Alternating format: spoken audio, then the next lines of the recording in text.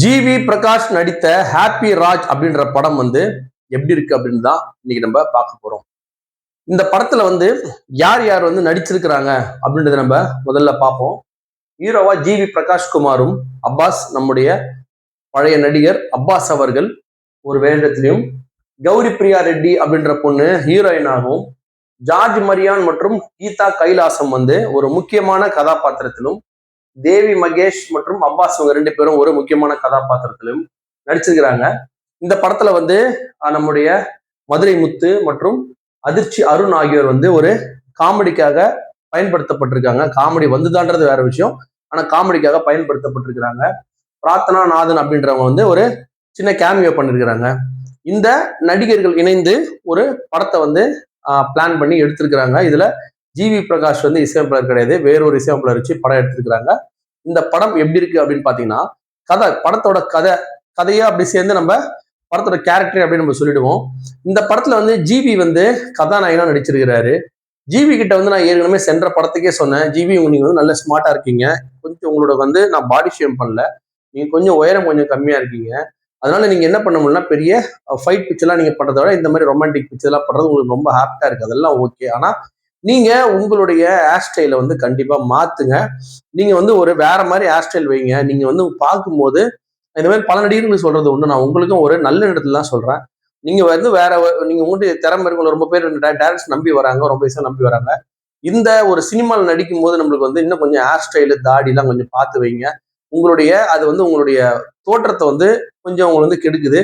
அது நம்ம படம் ஃபுல்லா பார்க்கும்போது நம்மளால அதே இதுல ரொம்ப நேரம் பார்க்க முடியல. நான் உங்களுக்கு நல்லது சொல்றேன். ஸோ நீங்க உங்களோட ஹேர் ஸ்டைல் அதை கொஞ்சம் மாத்தி உங்களுடைய மேக்கப்ல நீங்க கொஞ்சம் கவனம் செலுத்துங்க. படத்தோட ஆரம்பத்துல பாத்தீங்க அப்படின்னு சொன்னா, நம்முடைய ஹாப்பி ராஜ் இவரும் இந்த நம்முடைய இந்த பொண்ணு என்ன பண்றாங்க, ஃபர்ஸ்ட் லவ் சீன் காட்டுறாங்க. லவ் சீன் காட்டின உடனே இந்த பொண்ணு சின்ன வயசுல இருந்தே இவர் இந்த பொண்ணு லவ் பண்றாரு, இந்த பொண்ணு அவர் லவ் பண்ணுது. ஆனா என்னன்னா இந்த பொண்ணு காலேஜ் முடிச்சுட்டு போற நேரத்துல இவரை வேணாம் அப்படின்னுறாங்க. நம்ம ஹீரோ வேணான்றாங்க. ஏன் அப்படின்றது கேட்டீங்க அப்படின்னு சொன்னா, அது ஒரு அதிர்ச்சிகரமான விஷயம். என்னன்னா, அவங்க அப்பாவுக்கு இதுதான் அவங்க அப்பா, நம்ம ஜார்ஜ் மரியான் தான் அவங்க அப்பா. அவருக்கு குதிரை சம்பந்தப்பட்டமான ஒரு பேர், குதிரை முட்டான் அப்படின்ற மாதிரி ஏதோ ஒரு பேர் வச்சிருப்பாங்க அந்த பசங்களாம். ஸோ இவரையும் குதிரை முட்டை பையன் அப்படின்னு சொல்லுவாங்க. நான் மருமலைனா குதிரை முட்டை மருமகன்னு சொல்லுவாங்க. அதனால நான் அவனை லவ் பண்ணல, நான் அவனை கல்யாணம் பண்ணி சுத்த முடியாது சொல்லிட்டு இந்த பொண்ணு சொல்றாங்க. இது இவருக்கு ரொம்ப ஷேம் ஆயிடுது. இவர் சின்ன வயசுல இருந்தே இந்த அப்பாவால நம்மளை திட்டுறாங்க, அப்பாவுடைய முகத்தை வச்சு நம்மளை திட்டுறாங்க, இவரோட பையன் சொல்லி இவரை அசிங்கப்படுத்துறாங்க அப்படின்னு சொல்லி இவருக்கு மென்டலா ரொம்ப ஃபீல் ஆயிடுச்சு ஜிவி பிரகாஷ்க்கு. நம்ம இதே ஊர்ல இருந்தோம் அப்படின்னு சொன்னா எந்த பொண்ணும் நம்மளை காதலிக்காது, எந்த ஃப்ரெண்ட்ஸும் நம்மகிட்ட பழக மாட்டாங்க, எல்லாம் இந்த பேர் சொல்லி படுறது குதிரமுட்டா பையன் சொல்லி சொல்றதுனால நம்மளுக்கு அசிங்கமா இருக்கு, நம்ம அப்பாவால நம்மளுக்கு ரொம்ப அசிங்கமா இருக்கு அப்படின்னு சொல்லிட்டு அவன் என்ன பண்றான், இந்த நம்ம அதிர்ச்சி அருண் வருவாரு, அந்த அதிர்ச்சி அருண் என்ன பண்றாரு, இவர்கிட்ட ஜிவி கிட்ட இந்த மாதிரி பிளான் பண்ணி வச்சு, இந்த மாதிரி நீ இங்க இருக்காத, பெங்களூர் போயிடு, நீ பெங்களூர் போயிட்டுனா ஊரை விட்டு வேலை, பெங்களூர் சொல்ல வேற வெளியூருக்கு நீ வேலை பார்த்துன்னு போயிட்டு அங்க இந்த பேர்லாம் தெரியுது, அங்கே ஒரு பொண்ணு கரெக்ட் ஆயிடுமாமா, நீ போமாமா அப்படின்னு சொல்லி இவர்கிட்ட சொல்றாரு. இவரை வேலை தேடும் போது இவருக்கு என்ன ஆயிடுதுன்னா, பெங்களூர்ல ஒரு வேலை கிடைச்சிடுது. பெங்களூர்ல ஒரு வேலை கிடைச்ச உடனே அதிர்ச்சி அருண்கிட்ட சம் ஐடியா சொல்லிட்டு என்ன பண்றாரு, தலைவர் பெங்களூருக்கு கிளம்பி போயிடுறாரு. பெங்களூர்ல போனா பல பெண்களை பாக்குறாரு, ஆனா எந்த பெண்ணுமே அவருக்கு இவரு சொன்னாலும் அவருக்கு செட் ஆகல. பெங்களூர் பெண்கள்லாம் வேற மாதிரியா இருக்காங்க, அந்த மாதிரி தான் காட்டுறாங்க. அவங்க காட்டாதான் நான் சொன்னேன், எந்த பொண்ணுமே ரொம்ப இவருக்கு ஏற்ற மாதிரி ஆப்டா இல்ல மாதிரி ஒரு பொண்ணு இருக்கு. அப்புறம் கடைசியா பார்த்தா ஹீரோயினை காட்டுறாங்க. இவங்க தான் அந்த இடத்தினுடைய பெரிய ஒரு இன்டெலிஜென்ட். அவங்க அவங்களுக்கு இவர் என்ன பண்றாரு, பார்த்தோன்னே இவருக்கு என்ன ஆகுது, பல பேர் மேல காதல் வர மாதிரி இந்த பொண்ணை ஃப்ரெண்ட்ஷிப்பா பழகுறாரு. ஃப்ரெண்ட்ஷிப்பா அந்த பொண்ணு பழகுது, இவர் காதலிக்கிறாரு. இவர் ஒரு மாதிரி இன்ஃபீரியாரிட்டி காம்ப்ளெக்ஸ் இருந்தாலும் அந்த பொண்ணு தட்டி கொடுத்து, இல்லப்பா நீ நல்லா வேலை பார்க்கற, நல்லா வேலை நல்லா வருவ அப்படின்னு சொல்லிட்டு தட்டிக்கிட்டி கொடுத்து இவர் என்ன பண்றாங்க, வேலை செய்யறாங்க. வேலை செய்யறது ஆட்டோமேட்டிக்கா லவ் பொண்ணுங்கள் லவ் ரெண்டு பேரும் காதலிக்க ஆரம்பிச்சிடுறாங்க. காதலிக்க ஆரம்பிச்ச உடனே அவரோட அப்பாவை காட்டுறாங்க, பொண்ணோட அப்பாவை காட்டுறாங்க. அவர் தான் நம்ம தலைவர் அப்பாஸ். அப்பாஸ் உங்களுக்கு ஏற்கனவே தெரியும், முஸ்தபா இருந்து இளமையாவே இருந்தவர். இப்போ இப்பயுமே எனக்கு தெரிஞ்சு இந்த படத்திலேயே நல்லா இருந்தவர் அப்பாஸ் மட்டும்தான். அப்பாஸுடைய அந்த நடை உடை பாவடை எல்லாமே அருமையா இருந்தது. ஆக்டிங் வேற லெவல்ல சூப்பரா பண்ணியிருந்தாரு. இந்த கேரக்டருக்கு என்ன வேணுமோ அந்த கேரக்டர் நல்லா ஆப்டா பண்ணியிருந்தாரு. கொஞ்சம் அந்த கதை இன்னும் கொஞ்சம் ஸ்ட்ராங்கா இருந்ததுன்னா அவரோட நடிப்பு நல்லா இருந்திருக்கும். அவர் நடிப்பு எப்பேற்பட்ட நடிப்புன்றது கிளைமேக்ஸ்ல கண்டிப்பா தெரிஞ்சிடும். மற்றபடி இது எல்லாமே கதை ரொம்ப ஸ்ட்ராங்கா இல்லாததுல அவரால் எவ்வளவு ஆக்ட் பண்ண முடியுமோ, அவர் நல்லா ஆக்ட் பண்ணாலும் அதுக்கு பெருசா பர்ஃபார்ம் ஆகல. இப்ப அப்பாஸ் ஒரு பெரிய ஒரு பணக்காரு. அவர் என்ன பண்றாரு, இந்த ஒரு பெரிய பிசினஸ்லயே ஒரு ஊறி ஊறி பெரிய ஆளானவர் அவரு.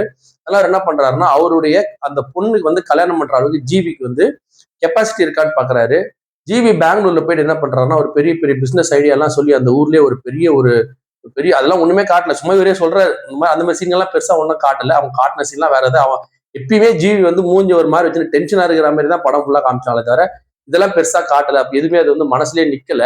அந்த மாதிரி என்ன பண்றாங்க, சில காட்சிகள் காமிச்சு ஜிவி வந்து ஒரு பெரிய ஆள் ஆயிடுற மாதிரி அவரை வந்து இவர் மருமகனா ஏத்துக்கிற மாதிரி பிளான் பண்றாங்க. அப்போ வந்து இவருக்கு வந்து பயம் வருது ஜிவிக்கு. ஐயோ நம்ம பொண்ணு அந்த பொண்ணு நம்மள லவ் பண்ணுது, ஃபேமிலியை ஏத்துக்குது. அது மாதிரி நம்ம அப்பாவை முதல்ல இவங்க ஏத்துப்பாங்க. அப்பா குதிரை முட்டான் பையன் நம்ம அப்பாவோட முகத்துக்கெல்லாம் பார்த்துட்டு என்ன சொல்ற போறாங்கன்னு சொல்லிட்டு என்ன பண்றாரு, அப்பாவோட போட்டோ 2 பேருக்கு அனுப்புறாரு. அவரோட இன்னசென்ட் ஃபேஸ் வந்து அப்பாஸுக்கு பிடிச்சிடுது, அந்த பொண்ணுக்கும் பிடிச்சிடுது. சரி இப்போ அவங்கள வர சொல்லுப்பா, அவங்க அம்மா அப்பா மட்டும் வர சொல்லு. இன்னைக்கு 25வது கல்யாண நாள் நடக்குது எனக்கு என் பொண்டாட்டியும். அப்போ உங்க அம்மா அப்பா மட்டும் வர சொல்லி பார்த்து மீட் பண்ணி பேசிடலாம் அப்படின்னு சொன்னோன்னே இவரோட ஊர்ல போய் ஜார்ஜ் மிரான்ட்ட சொன்னேன். ஜார்ஜ் மிரான் வந்து அது வரைக்கும் அவர் வந்து பெரிய வாத்தியார் மாதிரி காட்டுறாங்க. அவர் வந்து வெள்ளந்தியா இல்ல வாத்தியாரா பெரிய அறிவாளியா அப்படின்ற அந்த கேரக்டர் சரியாவே அங்க ப்ரெசென்ட் பண்ணல. ஜிவி அவங்க அப்பாவுக்கு பயப்படுறாரா பயப்படலையா எதுவுமே நம்ம ஊர்ல போய் அவங்க அப்பா அம்மா தனியா வர சொல்லும் போது அங்க அப்படியே ஒரு கேரக்டரே மாத்திடுறாங்க. அவர் ரொம்ப டஃப்பான ஆளு மாதிரியும் வரும்போது மொத்த குடும்பத்தோட தான் வரும். அவருக்கு பார்த்து ஜிவி பயப்படுற மாதிரியும் மொத்தமா ஒரு சின்ன ஒரு சேஞ்ச் பண்ணதால பெருசா அது மனசுல நிக்கல.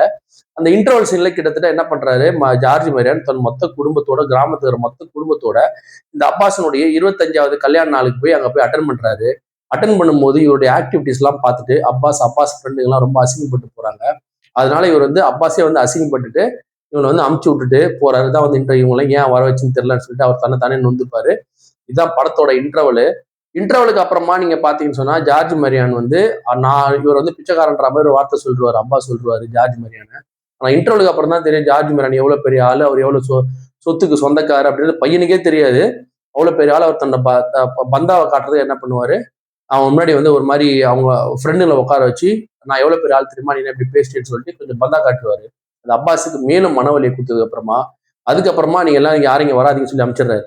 இதுக்கப்புறமா கதையில என்ன முக்கியமான ட்விஸ்ட்னா இப்ப எப்படி ஒண்ணு சேர போறாங்க அப்படின்னா ஒரு கண்டிஷன் போடுறாரு அப்பாஸ். அது என்ன அப்படின்னா, என்னை அசிங்கப்படுத்திட்டு போன உங்க அப்பா வந்து என்கிட்ட வந்து மன்னிப்பு கேட்கணும். மன்னிப்பு கேட்டா நான் உனக்கு வந்து கல்யாணம் பண்ணி கொடுத்துறேன் அப்படின்ற மாதிரி ஜிவி கிட்ட சொல்றாரு. ஜிவி உடனே அவங்க அப்பாட்ட போய் சொல்ல முடியாது. அப்பா பெரிய அது வரைக்கும் சாதாரணமா காட்டப்பட்ட ஆள் வந்து பெரிய ஒரு கோவக்கார மாதிரி காட்டுறாங்க. அப்போ அவர் மரியா என்ன பண்றாருன்னா, இல்ல நீ அவனை வந்து மன்னிப்பு கேட்க சொல்லு. அப்படி மன்னிப்பு கேட்கலாம் நான் வச்சுக்கிற பணத்துக்கு மேல ஒரு ரூபாய் அவனை அதிகமா வச்சுக்க சொல்லு அப்படின்ற மாதிரி. ஏன்னா இவரோட சொத்துல பயங்கரமா ஆயிட்டு இருக்கிறாரு அவரு. அவ்வளவு வச்சிருக்கிறாரு வெளியில தெரியல. அந்த மாதிரி அப்பாஸ் சொல்ல நான் கல்யாணம் பண்ணிக்கிறேன். ரெண்டு அம்மா அப்பாவும் ஒரு மாதிரி இவர் வந்து ட்விஸ்ட் வைக்கிறாங்க. இதுல யார்கிட்ட மன்னிப்பு கேட்டாங்களா மன்னிப்பு கேட்கலையா, அதுக்கப்புறம் நடந்த குடும்ப கதைகள் என்ன, எப்படி அப்பாஸ் மாறுறாரா மாறலையா, ஜார்ஜ் மேரான் மாறுறாரா மாறலையா, அப்படி மாறினது எது காரணம், என்ன மாதிரி சூழல் இதெல்லாம் நடக்குது அப்படின்றத படத்தோட மீதி கதையா வச்சிருக்கிறாங்க.